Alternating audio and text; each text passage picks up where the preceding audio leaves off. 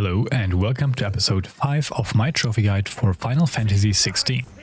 Right away we are put into a battle against several smaller enemies. You can quickly take them out with ignition.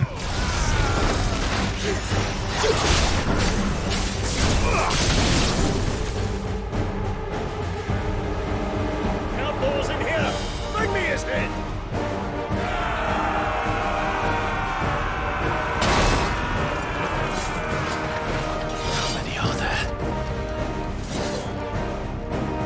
Titan sends his regards.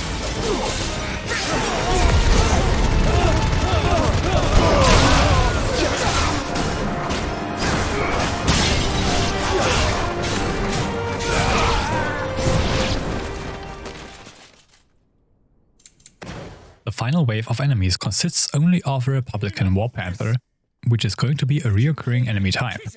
They are quick on their feet but have very little health. I recommend using Rising Flame, Scarlet Cyclone and Pile Drive to reduce its HP, and then quickly finish it off by using Limit Break followed by all your iconic abilities. This boss is also eligible for the Damageless Boss trophy and is also a contender for the easiest target. Lastly, we now have access to our third icon, Ramuh. You can ignore its iconic feat for now. The Pile Drive ability is basically an electric version of Scarlet Cyclone and is therefore great for dealing with enemy groups. Thunderstorm deals a lot of damage to a single enemy compared to Rising Flames. Reaching this part in the story also unlocks our first curiosity, the Oath.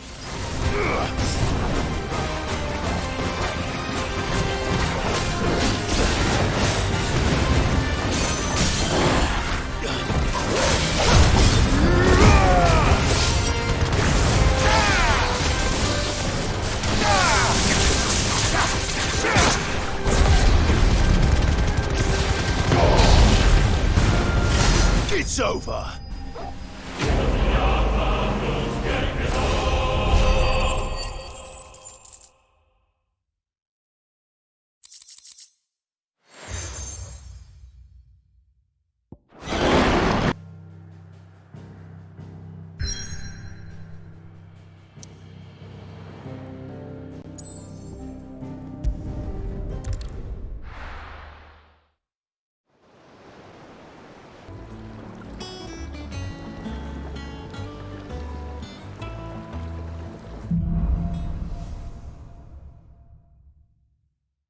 Back at the hideaway, we first want to open the abilities menu where we learn and upgrade the Lightning Rod ability, then equip it over Thunderstorm. While Thunderstorm has a faster cooldown and deals more damage by itself, Lightning Rod has great synergy with Ignition, which I will cover more in depth when we face the next miniboss. For now, just follow the story markers while traversing the new hideaway. Otto was asking after you. Let's go and see him. Never a dull moment.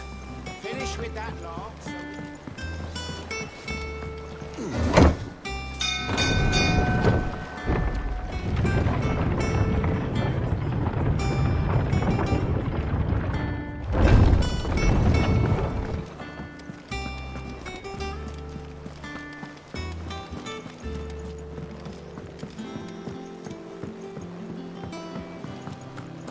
All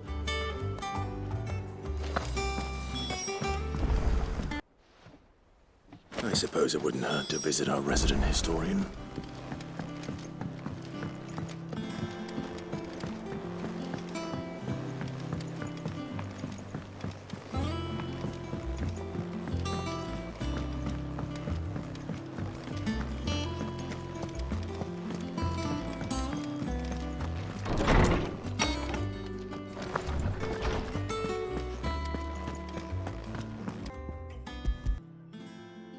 Gav will be back soon. I should get some rest while I can.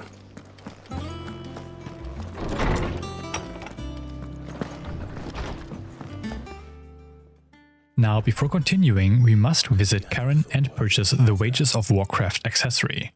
Equip this new accessory over the favor of the Inferno Ignition, and then follow me to Blackthorn. This increases the amount of ability points we obtain by 20%, which is extremely useful since we have to unlock and master every single icon feat and ability for the Masterclass trophy, which costs a total of 118,400 AP. Here we craft the Levinbolt to slightly increase our damage output. Then go into your chambers to read Gav's letter. We have to read 10 letters for a trophy, 9 of which will be reached by just obtaining every other trophy.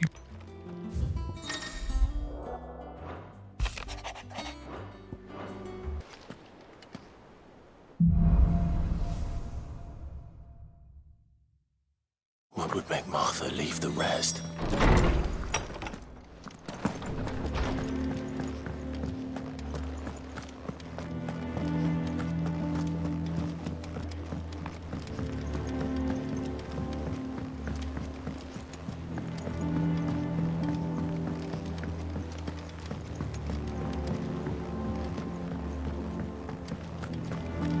Fast travel to Martha's Rest and follow the story markers here as well, which will lead you back to the abbey we visited in chapter 3.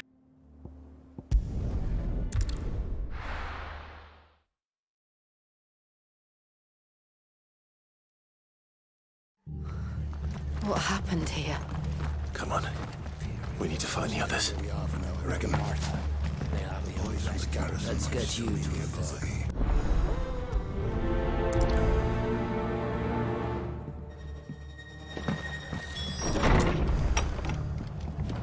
Cole is right. That was no tavern brawl. It was a message. But a culling. Bearers are the property of the Empire. The garrison wouldn't have the authority to act alone.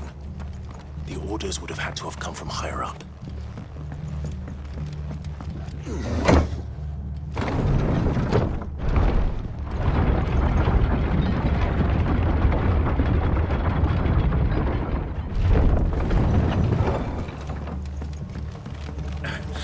If those horses touch it.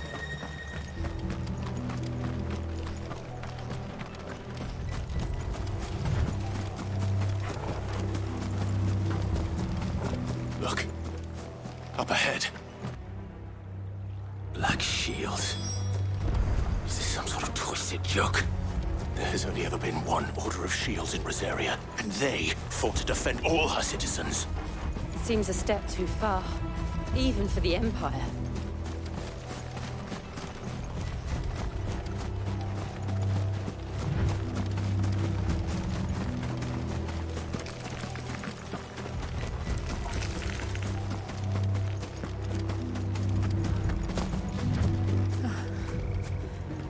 Are we too late? There might still be someone inside. Quickly take out these enemies with ignition and clean up with the Scarlet Cyclone or Pile Drive.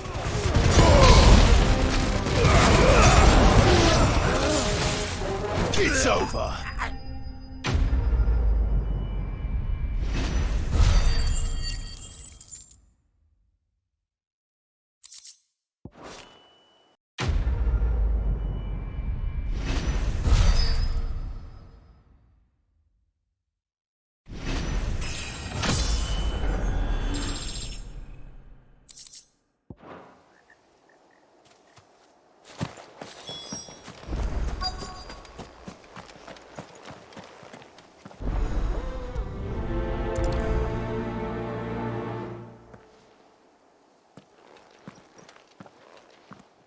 We now have to spray the ashes, so follow me to a nearby river shore site. On the way there, we will encounter our first out of 32 Notorious marks. These are particularly powerful variations of enemies we have fought previously. We have to defeat all of them to obtain several trophies.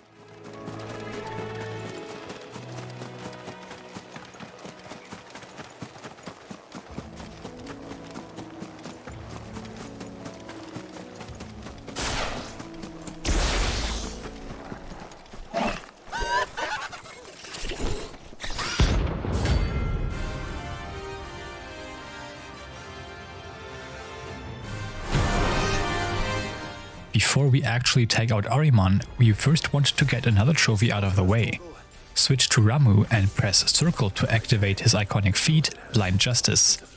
Move the reticle over the enemy and wait till the counter on the left goes up to 6 before pressing circle again.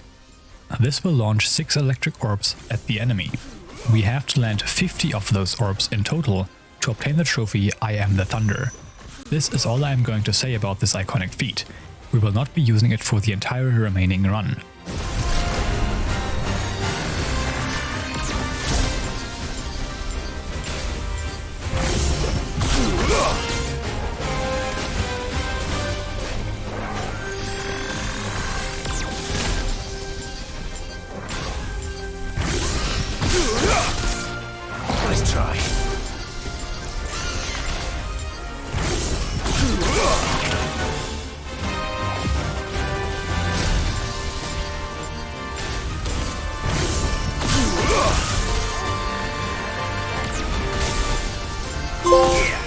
Once you are done, we just want to take out this enemy. There are two notable things to keep in mind. First is its Doom attack. This move will end in a large circle appearing around you, which will erupt after a few seconds.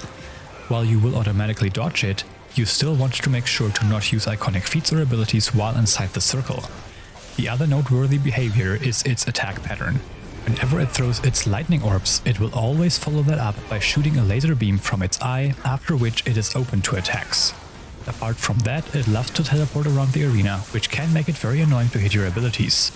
Once it is staggered, you want to first set your lightning rod next to it, and then unload all your available iconic abilities into it. Each hit counts double when striking the lightning rod. The lightning rod also has another property, namely dealing a ton of posture damage if an enemy attacks it. But I have found that luring an enemy into attacking it usually just ends up wasting more time compared to if you just continued attacking it. It is just a nice additional effect to happen occasionally.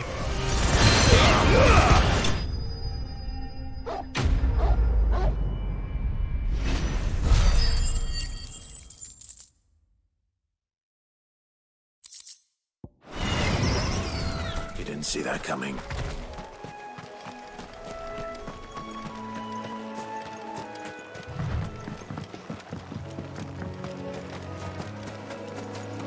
That must be the bridge.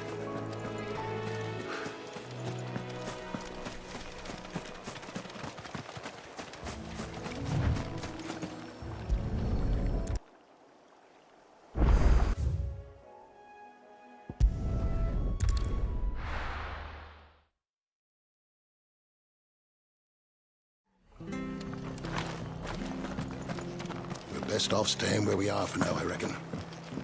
The boys from the garrison might still be nearby.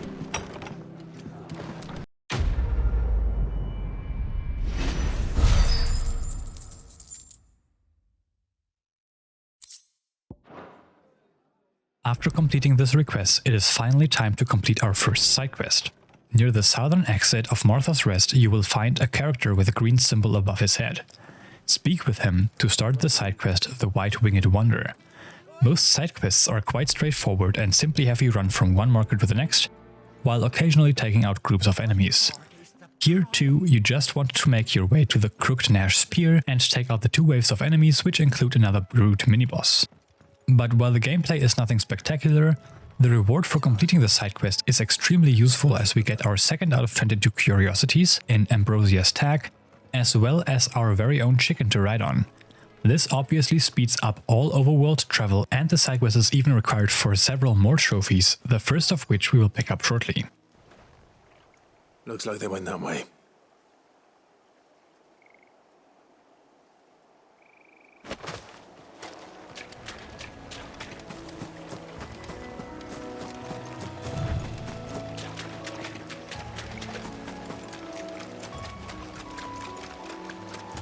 These chocobos aren't going down without a fight.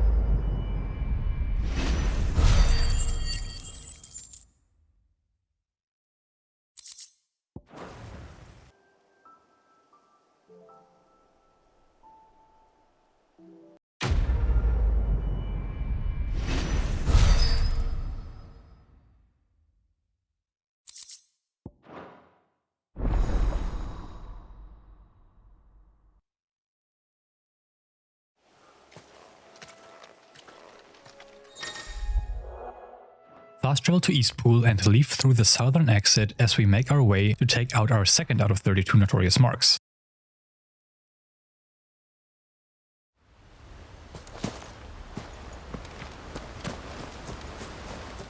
Outside of settlements, we can now hold R3 to call Ambrosia and press X near her to mount the bird and also obtain the trophy when you ride alone. Now travel to the nearby cliffside to take out Belphegor.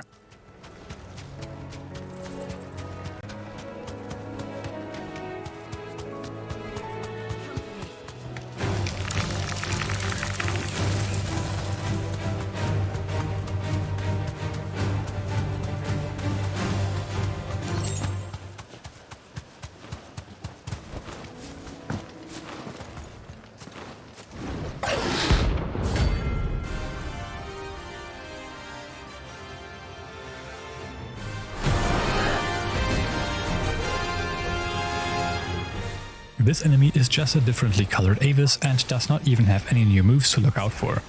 It does still have its fire cone breath attack, so watch out for that. During this fight I also pick up the Rod to Redemption trophy, which requires an enemy to hit the same lightning rod 3 times before it disappears. We will use this ability for the entirety of the remaining run, so you will most likely pick this up along the way. But if you want to get it out of the way now, then you can set one up here and wait for the Avis to use its breath attack. A single cone breath is enough to hit the rod 3 times. Fast travel to Northreach once you are done.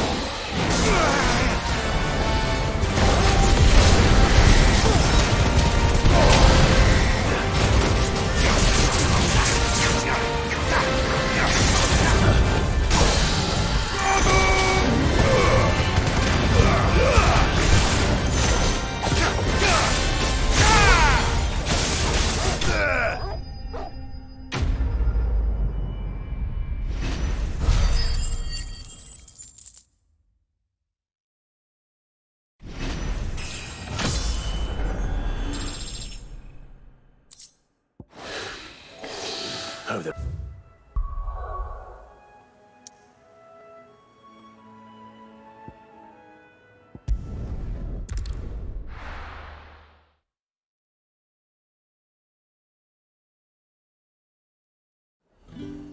We now want to take out the third out of 32 Notorious marks before continuing the story. Ambrosia won't help me here. Good girl. Fly, Ambrosia.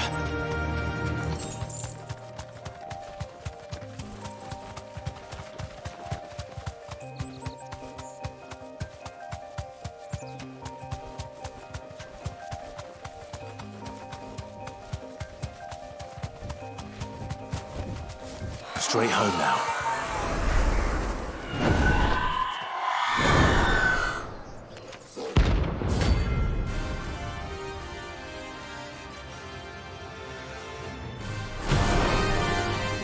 Aruna fights just like the wind elementals we have faced before.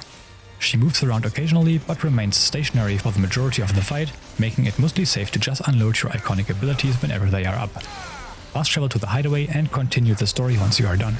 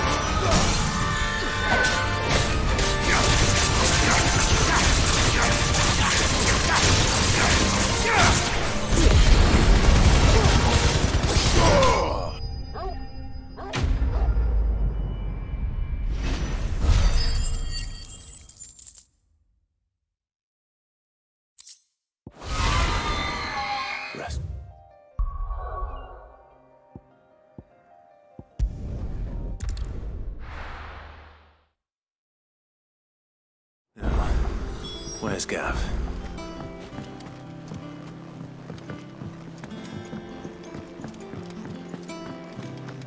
We are now reintroduced to the Aligned reports and unlock the Patron's Whisper and the Hunt board, all of which are tied to trophies, but we can actually complete all side quests and hunt all Notorious marks without ever interacting with these.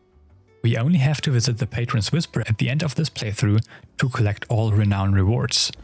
Follow me to the backyards to start another side quest called The Fruits of Her Labors.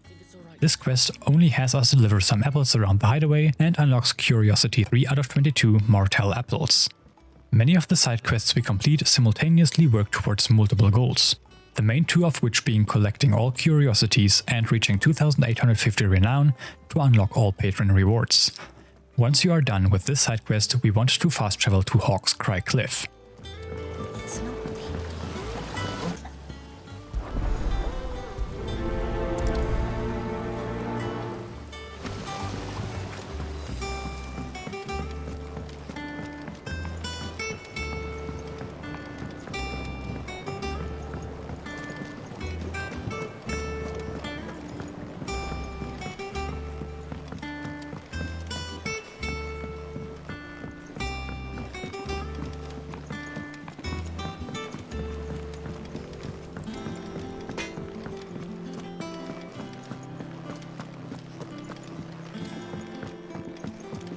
I hear there's trouble in Rosaria.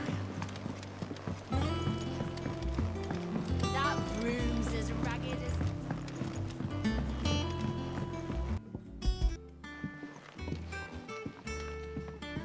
Others weren't so lucky though. That was the last of the apples. I should head to the backyard and pass along everyone's regards.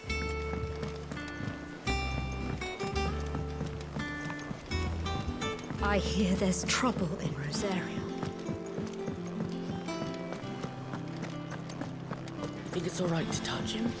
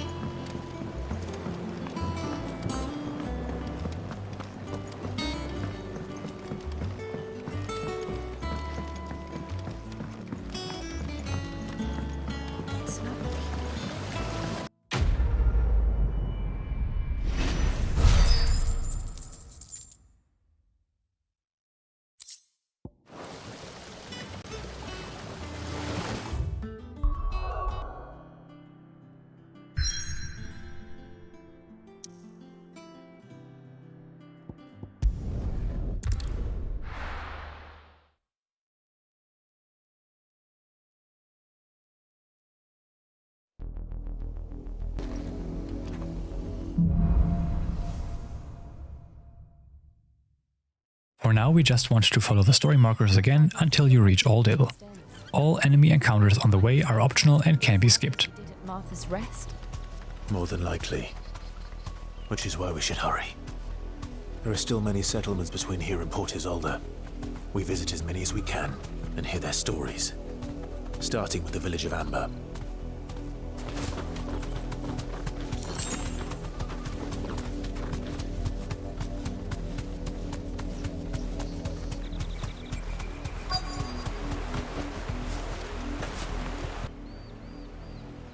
You fancy dancing a gallows jig like the millers? You'd have to be dull as a sack of stones to think you could take on the Empire. You don't think these firebrands the Empire is looking for could be us, do you? I don't know. But we... Ugh. Good girl. This pass will take us through the mountains. And directly into the path of whoever or whatever lurks here.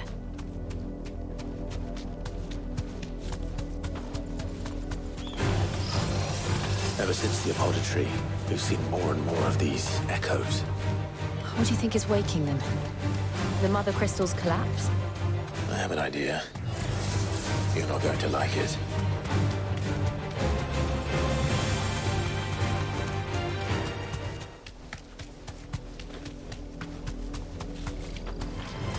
Time to fight.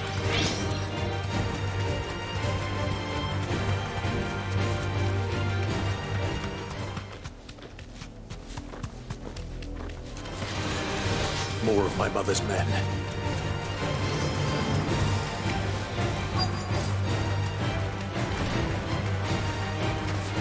Take out the enemies here and make sure to focus on the spellcasters first, as they will cast Cure.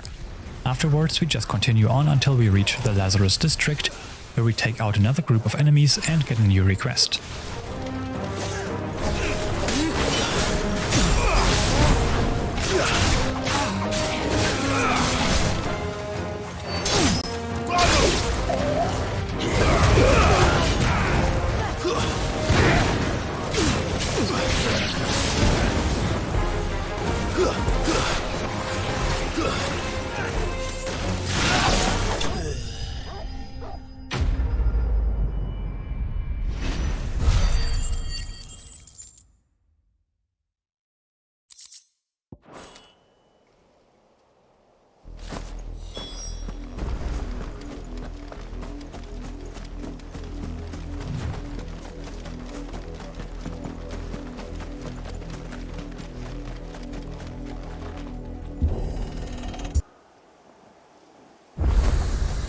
We can't leave them here like this. We won't. But if the Black Shields have made it this far south, they may already be in Port Isolde.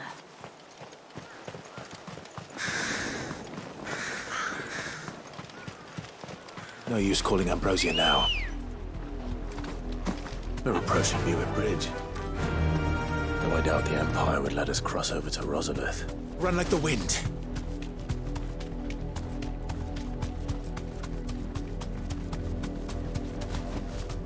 Back to the stables, Carl.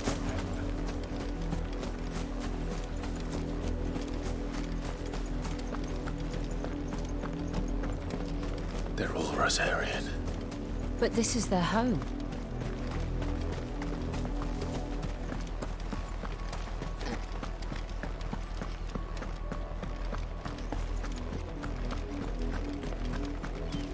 Ambrosia won't help me here. Come on.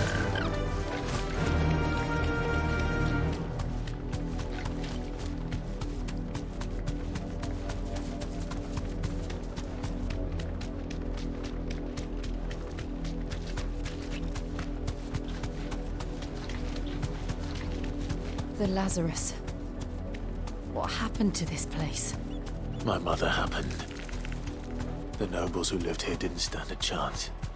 Let's hope my uncle fared better. That's the main gate. And it looks like we're not the only ones hoping to get in.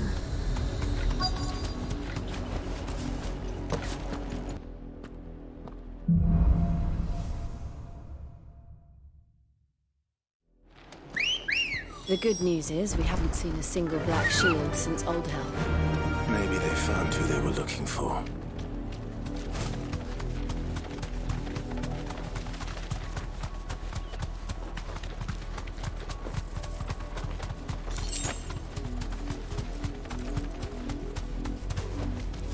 You deserve a rest.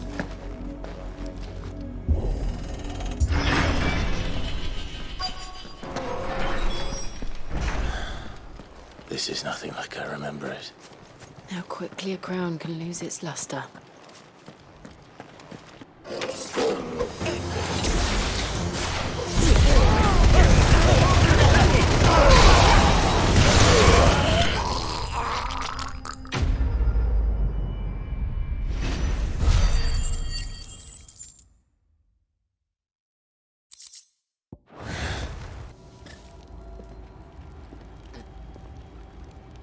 I imagine this endeavor will require more than just our wits. Then let's hope Sir Wade has a good quartermaster. We'll show him as much money.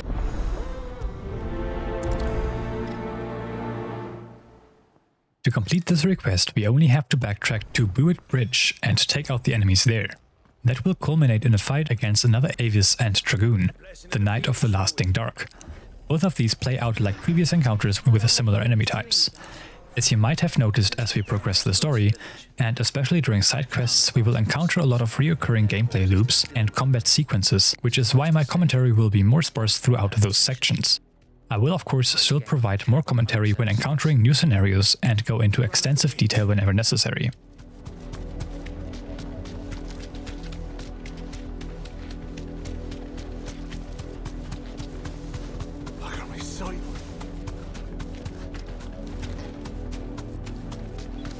bastards are lucky.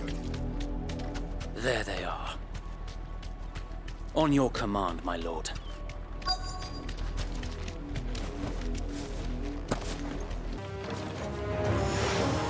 Your petty revolution ends here. On these our swords we... Bloody hell! Reinforcements from the far bank! Another wyvern to fight their battle for them.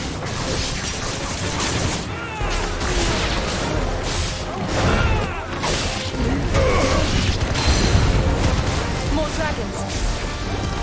Worms. The Imperials aren't taking any chances. I can't say I'm flattered.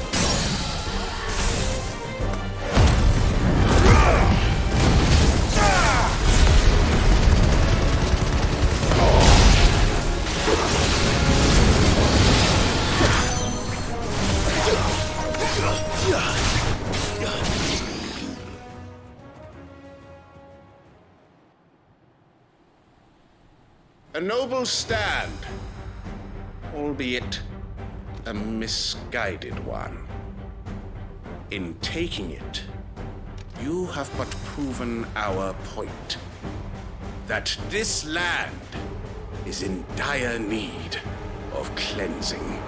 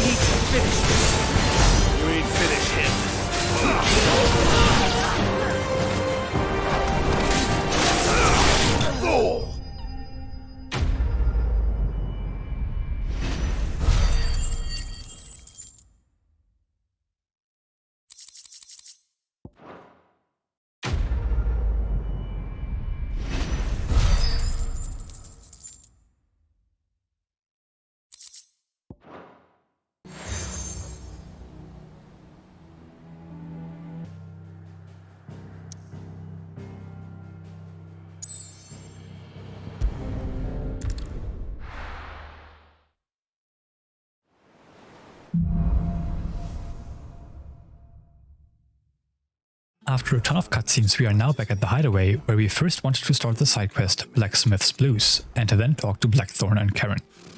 Typical nobles. How did we never There are hear new of billies. this?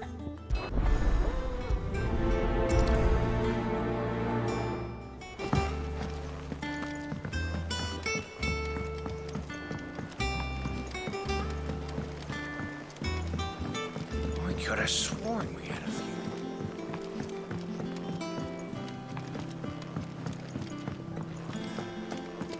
That monster's taken quite a liking to Lady Caer.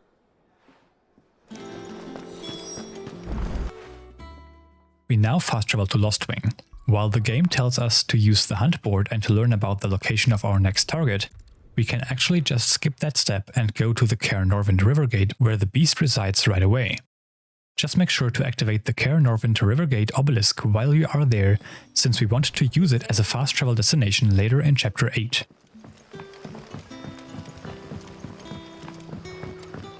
The crystals we get from the tail are all but worthless. It's not just the crystals. Bearers are having trouble with their magics as well.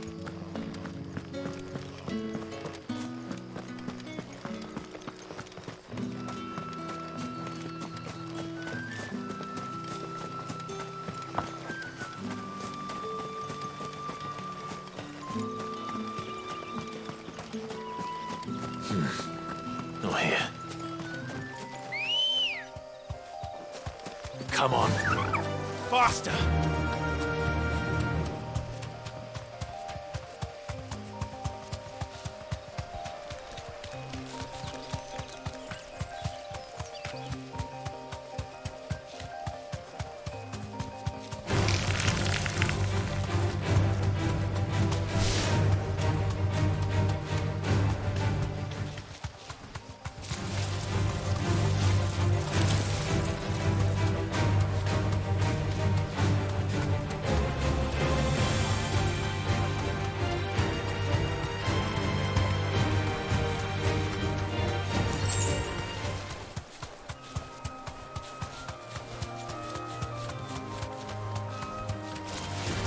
Time to fight.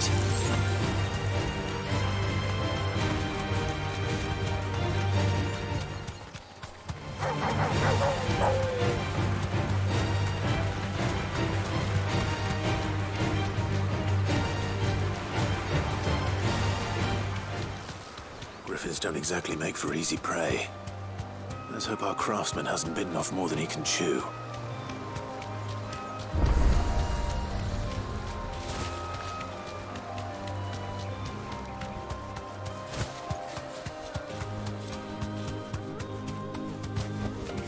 Thanks, Gal. Here we take on the 4th out of 32 Notorious marks, Dozmare. Griffins will also be a reoccurring enemy type and are my least favorite enemies in the entire game. They move around all the time, which makes it very difficult to reliably hit most of your iconic abilities. The only move which gives you a decent opening is its nosedive, which it sadly does not perform frequently. I will also use this fight to point out the only downside of the lightning rod ability, being that it counts as a targetable object. This will at times result in the game randomly locking onto it instead of the enemy and make you waste an ability. This is not the end of the world, but it can be pretty annoying, so keep it in mind. Defeating this enemy progresses the side quest, which we will complete before moving on to the next step. Completing the side quest will unlock the Drake Slayer gear for crafting. While I ignore all armor, you can craft whatever equipment you want. We need specific materials to craft one weapon for a trophy later on, but we will always have enough materials to craft it as long as you don't sell anything.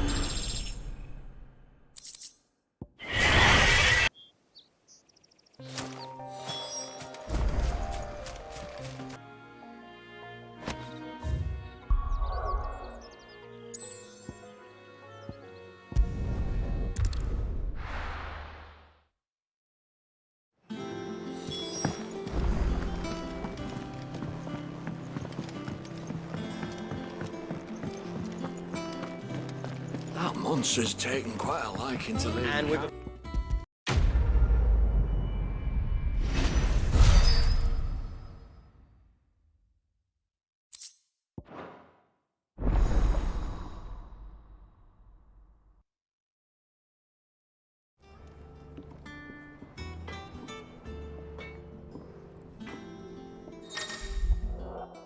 We now quickly pick up another trophy, which requires us to spend 36,000 gil at the top and crown.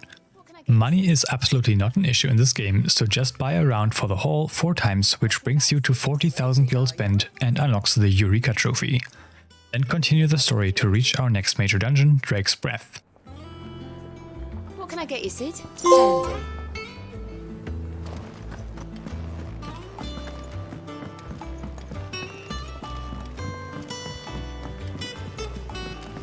I could have sworn we had a few.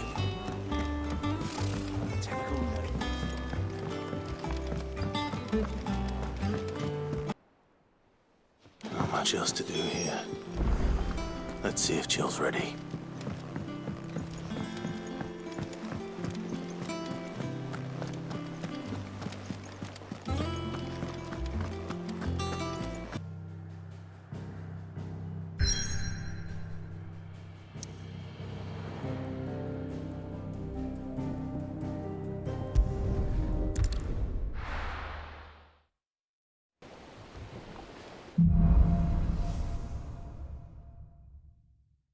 First, we want to open the Abilities menu to upgrade Thunderstorm and then equip it over Pile Drive.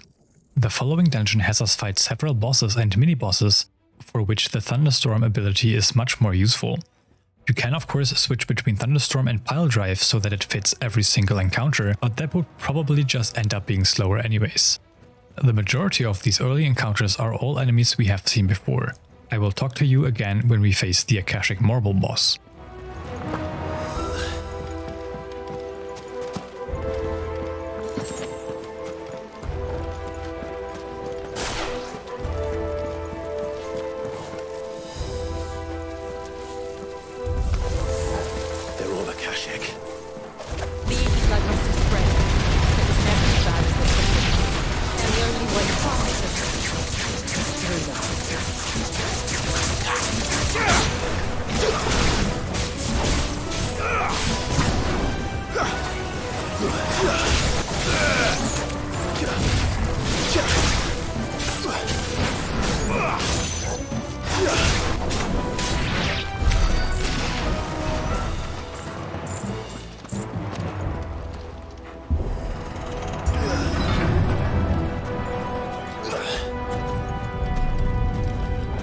Was that an earthquake? They happen all the time. That wasn't even a bad one. It's nothing to worry about.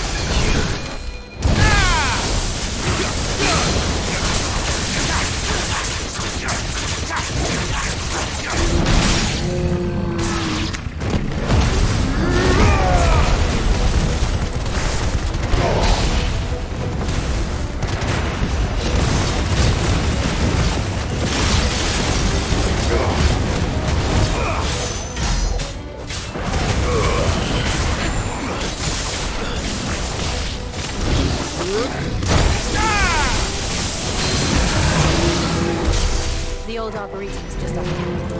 We'll enter the caves from there.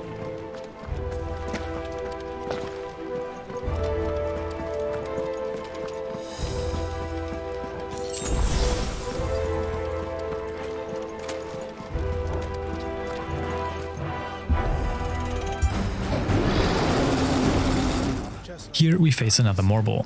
It plays out similarly to our first encounter during the prologue, only that we now have access to many more means of offense.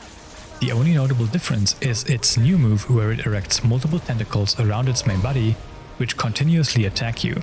Using any iconic abilities during that attack will most likely get you hit.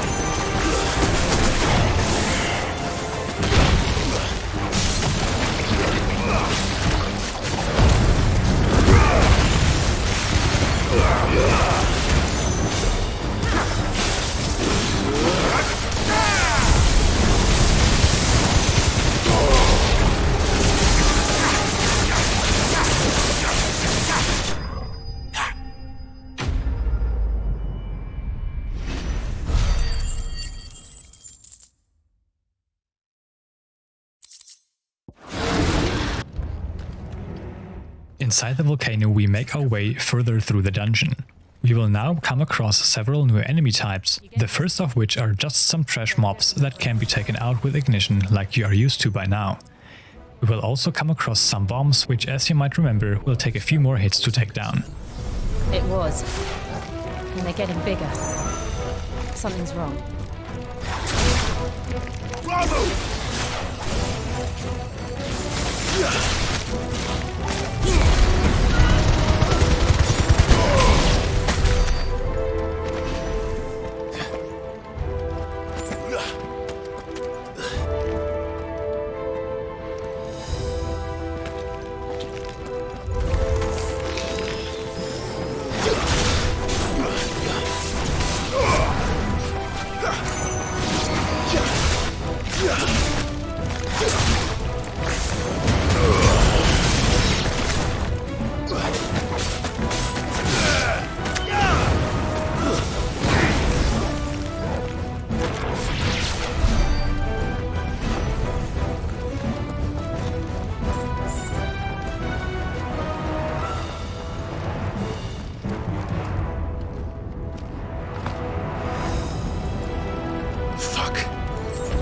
Is there no other way across?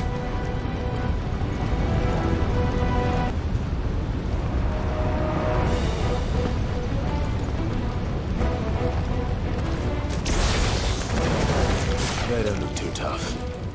Perhaps not alone, but in numbers like these.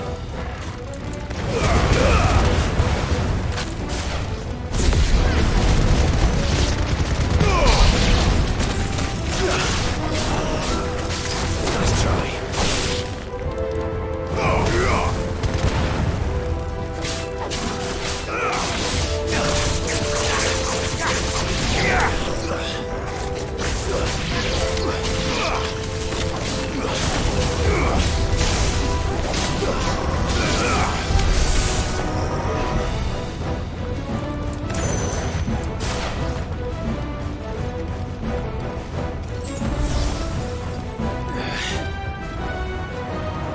Breath. We're nearly at the oratory.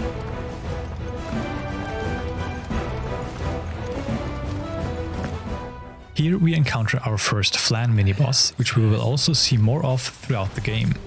They come in different colors indicating their elemental affinity.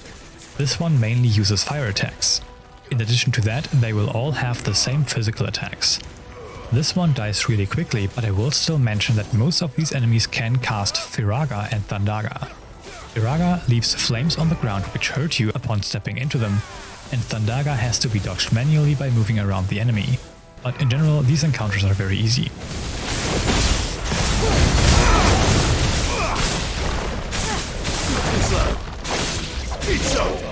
Right after this enemy, we will be face to face with another lizard boss, which closely resembles the one we fought back in Chapter 2.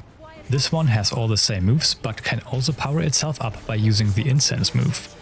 Afterwards, it will temporarily gain the ability to perform more elaborate attack combos and even new moves like Fire Water. None of them are particularly dangerous though.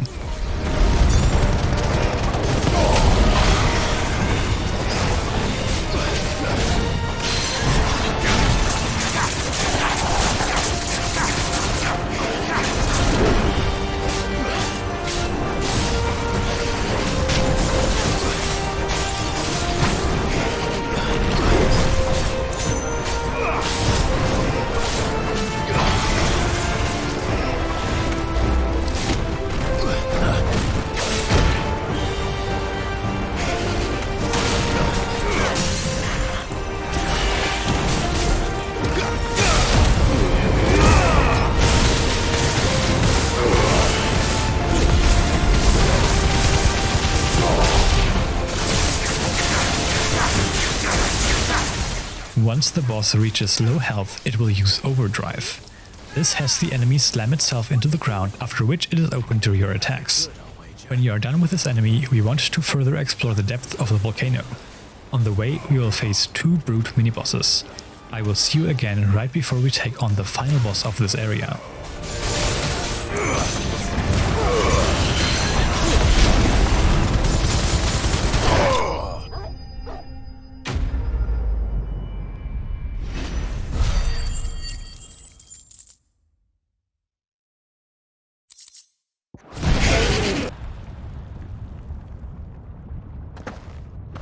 We'll enter the Comric by the Handmaiden's living quarters. It was always a hive of activity. Sounds like we'll have a hard time staying out of sight. We won't have to. There's someone there I should very much like to see.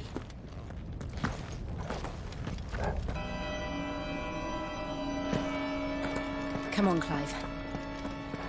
We're nearly at the Comric. All right.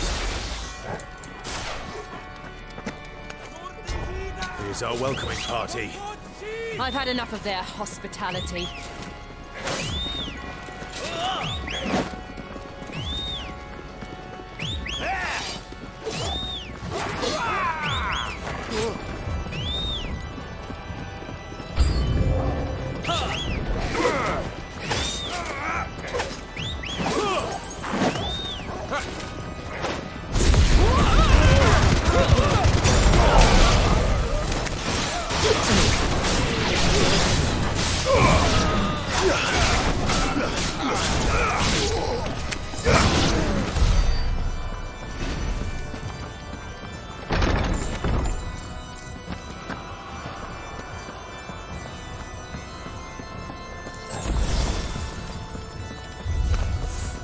How many of them are there? Too many.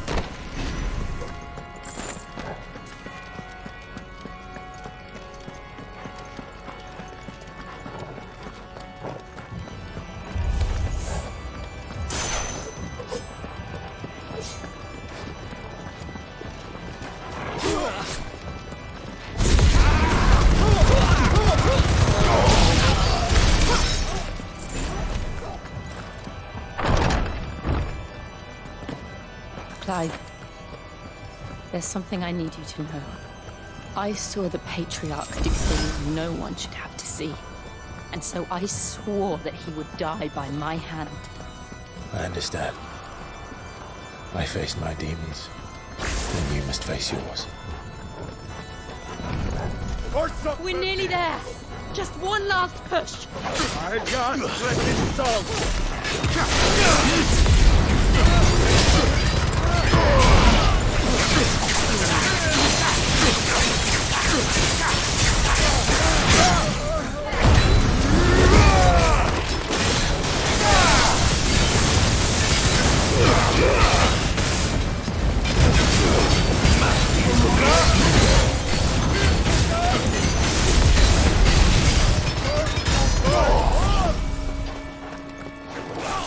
Fire and flame!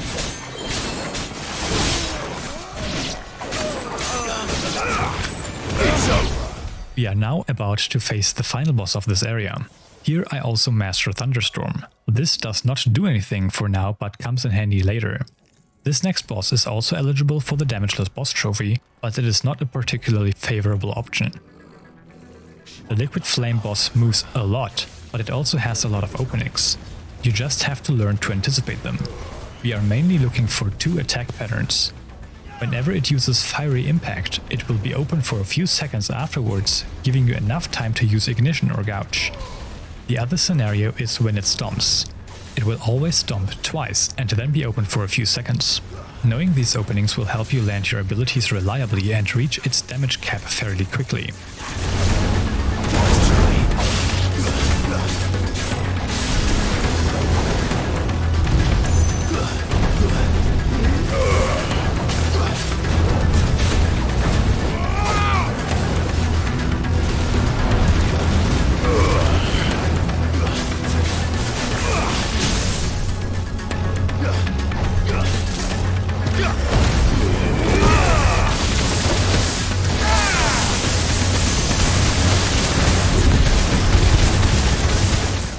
ends at half health, a cutscene will play after which the boss gains a few new moves. Its previous openings still exist though.